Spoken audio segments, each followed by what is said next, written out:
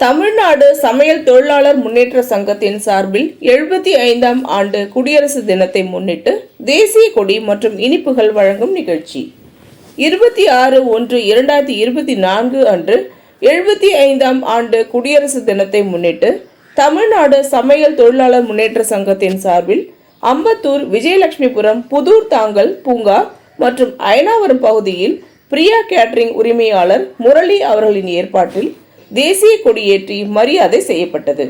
பின்னர் அந்த பகுதியில் உள்ள பொதுமக்களுக்கு தேசிய கொடி மற்றும் இனிப்புகள் வழங்கப்பட்டது.